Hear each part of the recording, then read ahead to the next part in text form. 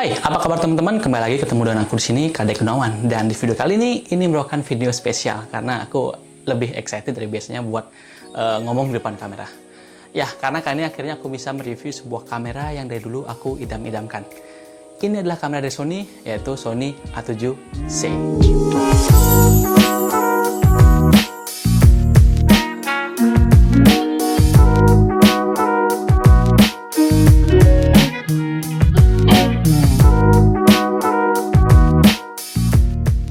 Ini adalah kamera bersensor full frame pertama dari Sony yang ukurannya mungil. Aku nggak tahu apakah sebelum kamera ini diciptakan ada kamera bersensor full frame yang semungil ini. Kalau misalnya ada, tolong komen di kolom komentar ya, supaya kita bisa berdiskusi. Supaya aku nggak salah ngomong juga sih. Nanti aku bilang ini adalah kamera bersensor full frame terkecil, atau ada yang lebih kecil lagi, kan malu-maluin gitu. Jadi ceritanya di sini aku adalah pengguna Sony A7 Mark II yang upgrade ke Sony A7C. Apakah dengan upgrade kamera di harga yang 2 kali lipat lebih mahal dari kamera sebelumnya adalah sesuatu yang worth it di tahun 2022 yang akan datang? Oh iya, sebelum kita lanjut membahas Sony A7C ini, buat kalian yang suka konten video membahas tentang gadget, membahas tentang video atau tutorial video dan foto, jangan lupa untuk subscribe channel ini dan nyalakan lonceng notifikasinya supaya kalian nggak ketinggalan video-video berikutnya. Oke? Ya, seperti biasa, aku dapetin kamera ini dari Sriwijaya Kamera Denpasar, sebuah toko kamera di Bali yang aku rasa alatnya paling lengkap. Buat kalian yang setelah nonton video ini ingin beli kamera yang aku review atau alat-alat kamera yang lain, silahkan mampir ke Sriwijaya Kamera Denpasar. Alamatnya di Jalan Pulau KW nomor 40. Atau cek aja langsung Instagramnya di @sriwijaya-kamera-denpasar supaya kalian gak ketinggalan promo-promo terbaru dari mereka. Oke, kita langsung aja bahas kamera ini. Kita mulai dari segi fisiknya. Karena seperti layaknya manusia, hal pertama yang bikin menarik dari Sony A7C ini adalah penampilannya. Kamera ini kecil, mungil, tapi kok sensornya full frame gitu. Kamera ini dikatakan adalah Sony A7 III yang berada di sebuah bodi yang kecil atau sebuah bodi yang bentuknya seperti Sony APS-C. Tapi kalau dibandingin head to head, sebenarnya kamera ini nggak sekecil kamera Sony APS-C yang lainnya seperti A6000, 6300 atau 6400, 6500 ya. Pokoknya kamera Sony yang itu dah. Karena kalau aku rasa kamera ini lebih tinggi dan lebih lebar. Ya untuk menempatkan sebuah sensor full frame pada kamera nggak mungkin lah bisa sekecil itu. Waktu mungkin kedepannya bisa kali ya. Yang pasti kamera ini nggak sekecil itu, tapi penampilannya mirip seperti Sony APS-C. Nah, ketika pertama kali aku memegang kamera ini, hal pertama yang aku ngeh gitu adalah, loh, di mana letak tombol customnya? Karena kamera ini bener-bener kehilangan banyak tombol gitu. Jujur aja nih, tombol custom itu bagi aku adalah hal yang sangat penting. Sebagai seorang yang biasa ditempatkan di sebuah posisi yang memerlukan foto serta video secara cepat, aku rasa kehilangan tombol custom ini kayak kehilangan sesuatu yang sangat-sangat diperlukan gitu. Ya, karena ketika aku sedang dalam sebuah pekerjaan itu, aku diharuskan mengganti profile picture secara cepat. Ketika take video harus pakai profile picture, dan ketika take foto itu nggak bisa pakai profile picture. Jadi, ini cukup menyulitkan gitu. Ya, meskipun kita bisa mengcustomnya di tombol FN, jadi kita ubah menu di FN itu jadi pengaturan profile picture, tapi itu tetap kurang cepat gitu bagi aku. Itu kekurangan pertama yang langsung aku temuin gitu pas megang. Nah, berikutnya hal yang hilang dari Sony A7 III di Sony A7C ini adalah slot kameranya.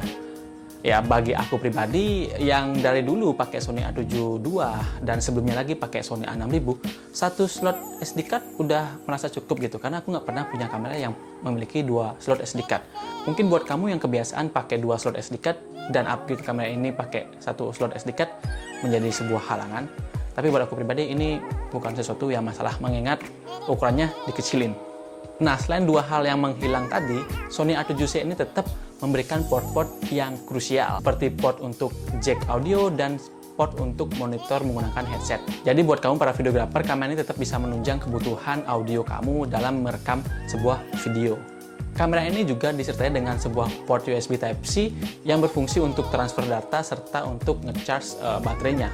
By the way, baterainya di sini menggunakan baterai yang cukup besar yang beda dengan seri A7 II. Di sini pakai seri yang sama dengan Sony A7 III. Oke, berikutnya ini adalah sebuah tombol yang bagi beberapa orang adalah sebuah kemajuan, tapi bagi aku ini adalah sebuah kerepotan. Ya, tidak lain tidak bukan adalah tombol recordnya. Bagi aku, tombol record yang diletakkan dekat dengan tombol shutter ini malah menyulitkan gitu. Jujur aja tangan aku dari telunjuk aku itu buat mencet tombol recordnya kesulitan.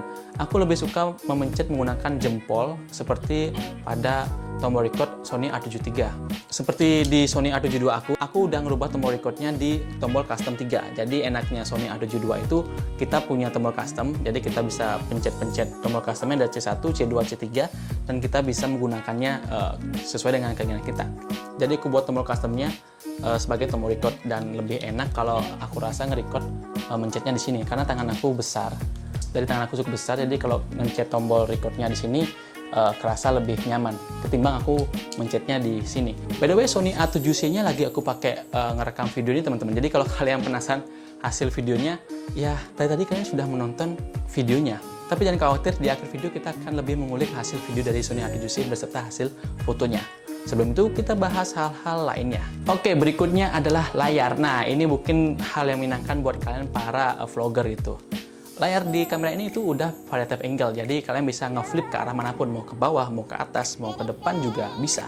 Bagi aku yang 90% menggunakan kamera di belakang layar, ini malah menjadi merepotkan. Sekali lagi, Sony A7C ini sudah membuatku repot sebanyak 3 kali. Tombol custom hilang, tombol record yang ke telunjuk, sama layar flipnya. Tapi aku tetap suka kamera ini sih. By the way, ini sebagai perbandingan, Sony A72 kalau kita flip kamera, nah cukup sekali untuk melihat ke arah bawah. Jadi kalau aku bikin video cukup kayak gini udah. Sementara kalau di Sony A7C itu kita mau lihat low angle, jadi sedikit kerepotan. Kita butuh 2 gerakan, sementara Sony A72 hanya butuh 1 gerakan. Sekali lagi, ini mungkin adalah sebuah kemajuan yang aku sendiri belum mulai terbiasa. Mungkin kedepannya jadi hal yang biasa. By the way, ini adalah pendapat pribadi, jadi kalau kalian ngerasa berbeda ya jangan dimasalahin loh ya. Oh ya, untuk kualitas layarnya aku rasa sih ya sama aja ya. Cuman kelebihannya Sony A7C dibanding Sony A72 aku ini ya layarnya bisa touchscreen gitu. Jadi kalau nyari titik fokusnya lebih gampang. Sony A72 jauh lah. Ya harganya aja 2 kamera Sony A72 bisa beli 1 kamera A7C. Jadi ya jangan dibandingkan terlalu mendekati gitu, agak jauh. Oke, kita bahas menu dari kamera ini. Menu dari kamera ini memang mirip dengan Sony A7III, tapi aku karena cuma punya Sony A72, bagi aku Sony A7C ini settingan atau menunya itu agak ribet gitu. Kalau kita mau mencari sesuatu itu agak belibet, mungkin karena fiturnya lebih banyak, jadi menunya jadi lebih merepotin. Tapi memang Sony ini terkenal dengan UI menunya yang lebih ngerepotin daripada brand-brand lainnya. Tapi nggak apa-apa lah, bagi aku ini fine-fine aja. Kita cuma perlu ngulik lebih dalam supaya jadi kebiasaan.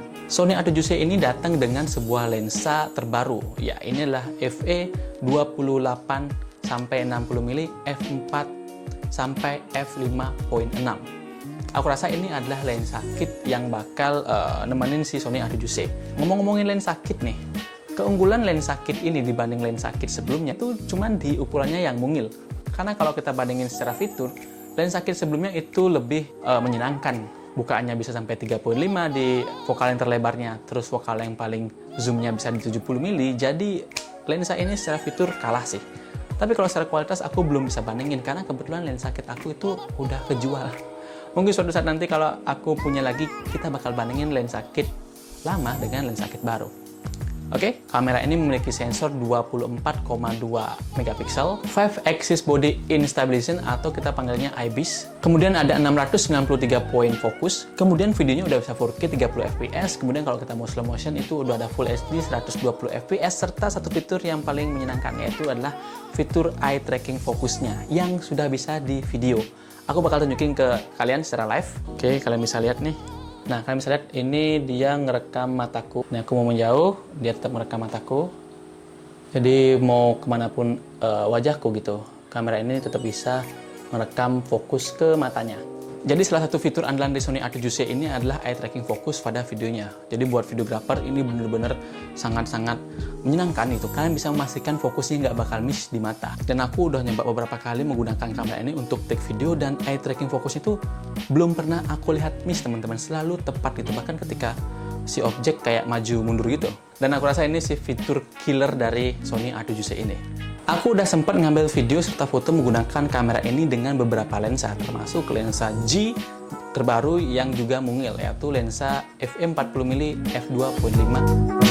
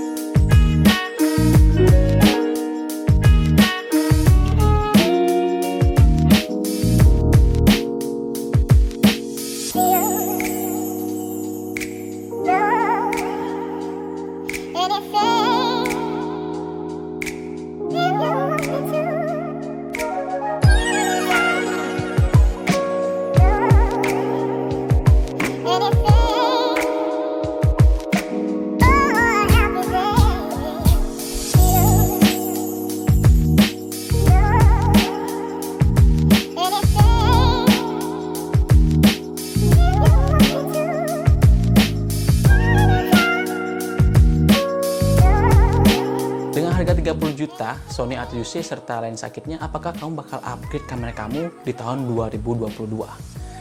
Komen di kolom komentar, kita diskusi.